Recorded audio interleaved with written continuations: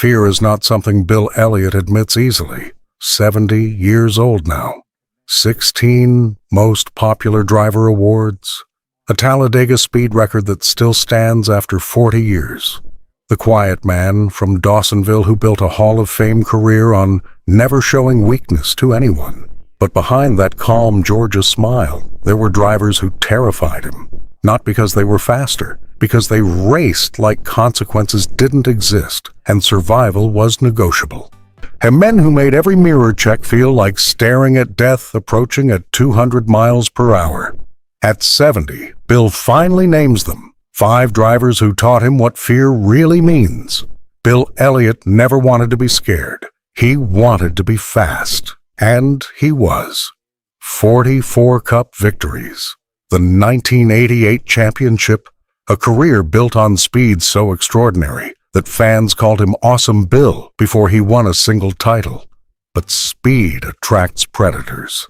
As in NASCAR in the 1980s and 90s was full of drivers who viewed fear as a weapon more effective than horsepower. Number 5. Rusty Wallace, Bristol, 1989. Bill was leading with 20 laps to go when Rusty Wallace appeared in his mirror. What happened next still haunts him. Wallace used Bill's bumper as a brake. Turn 1, contact. Turn 3, harder contact. The car shook violently. Bill's hands tightened on the wheel.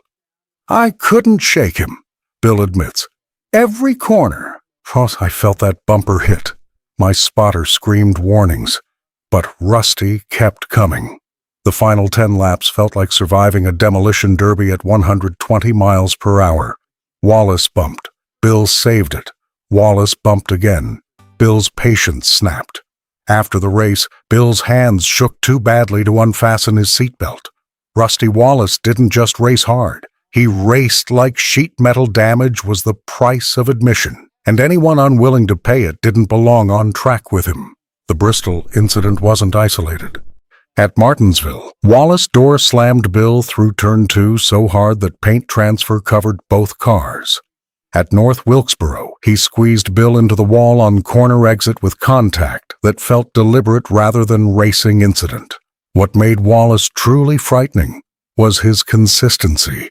Other drivers had bad days where aggression got out of control. Wallace woke up aggressive every single race, every single restart.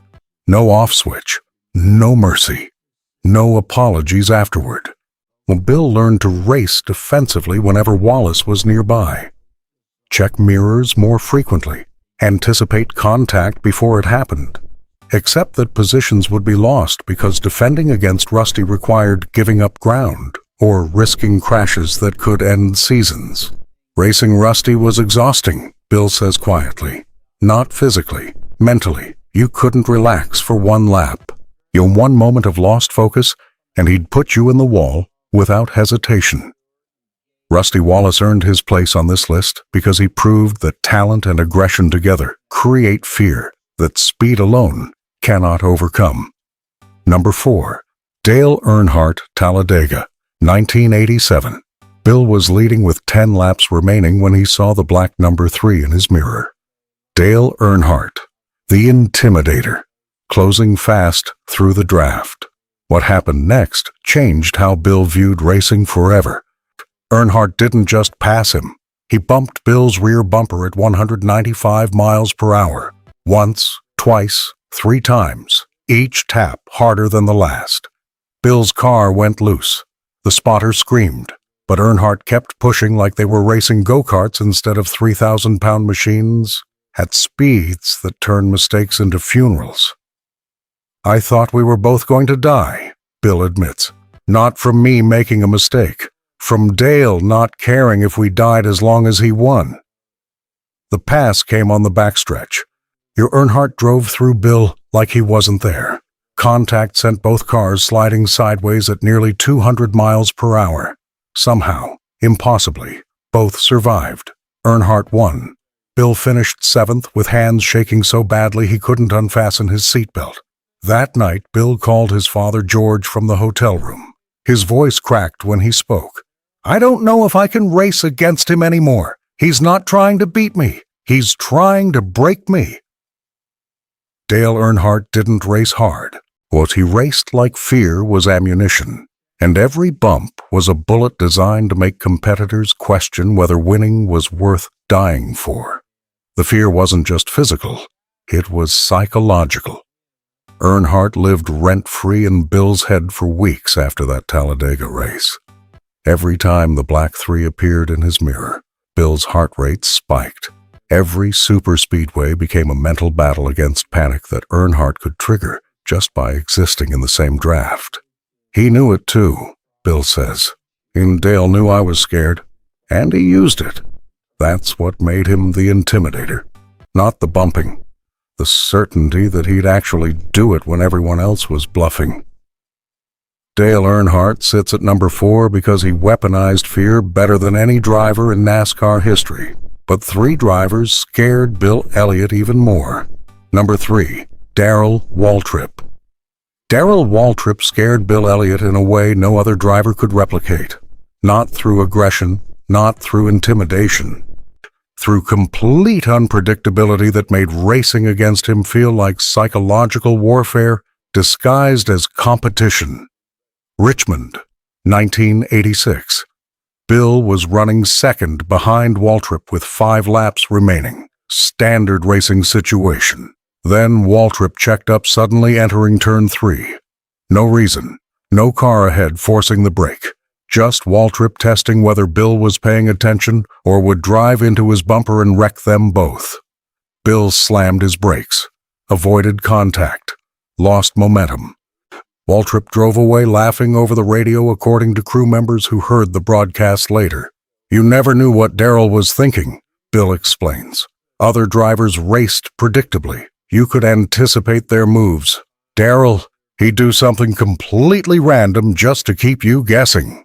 At Bristol, Waltrip brake-checked Bill 3 separate times in 20 laps. At Martinsville, he faked going low, then jerked back high at the last second, forcing Bill into evasive maneuvers that cost positions.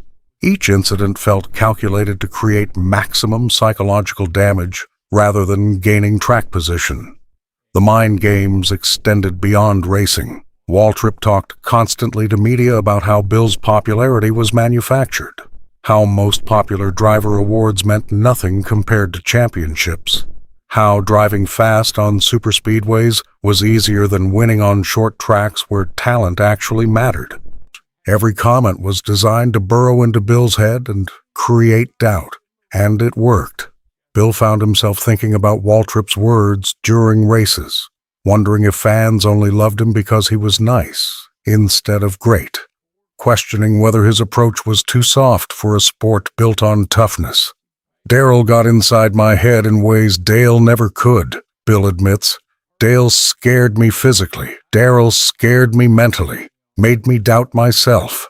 That's a different kind of fear. Darrell Waltrip earned number 3 because he proved fear doesn't require bumpers or crashes. Sometimes words and unpredictability create terror that physical racing cannot match. Number 2, Cale Yarborough Daytona, 1984. Bill Elliott was 28 years old and still establishing himself in cup racing. Cale Yarborough was a 3-time champion with a reputation for being the toughest driver NASCAR had ever produced.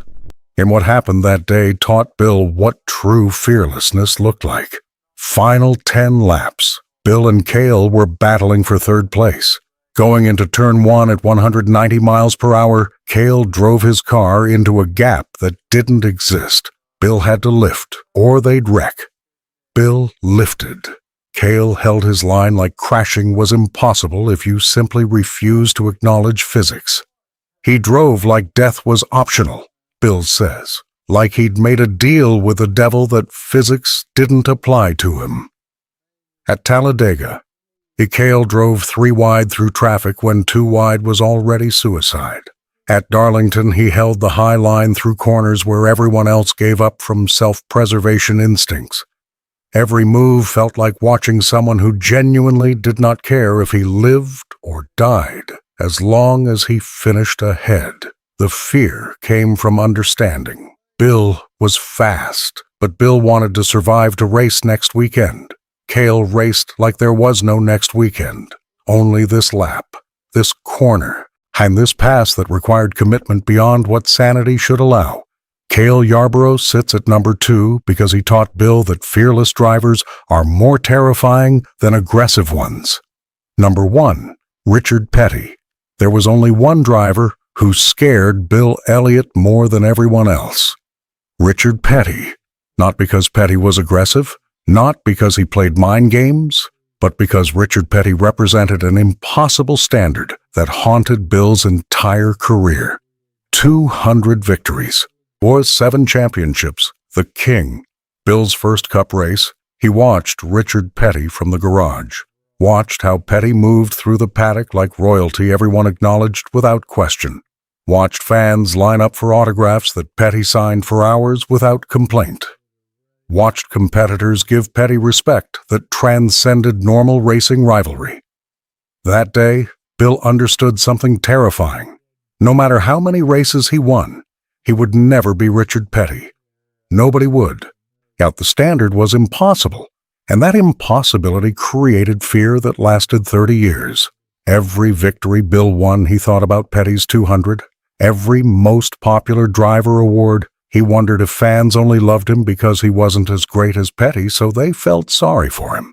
Every championship celebration felt incomplete because Petty had 7, and Bill would only ever have 1.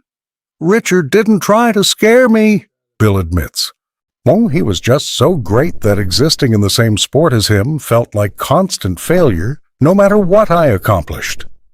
At Daytona in 1985, Bill won and set records and earned the Winston Million. Richard Petty congratulated him genuinely, but all Bill could think was that Petty had already done all of this decades earlier and done it better. The fear wasn't rational. Petty never made Bill feel small, never dismissed his accomplishments. He never acted like Bill didn't belong in conversations about great drivers. But the shadow Petty cast was so large that everyone who raced in his era spent their careers trying to step out of it and failing. "I spent 30 years racing scared," Bill says quietly. "Not of crashes or bumps or mind games. Scared that no matter what I did, I'd never be enough, never be great. He'd never be the king." Richard Petty sits at number 1 because he proved that the most terrifying competitor is not the one trying to beat you. It's the one whose legacy reminds you every single day that greatness has levels you will never reach. At 70, Bill Elliott finally admits it. Fear defined his career more than speed ever did. Bill Elliott spent 30 years being everyone's favorite driver while being terrified of 5 men who made racing feel like survival. Rusty Wallace, Dale Earnhardt, Darrell Waltrip, Cale Yarborough, and Richard Petty taught him that fear comes in many forms. At 70, he finally tells the truth. Sometimes the bravest thing is admitting you were scared. Subscribe for more untold racing stories.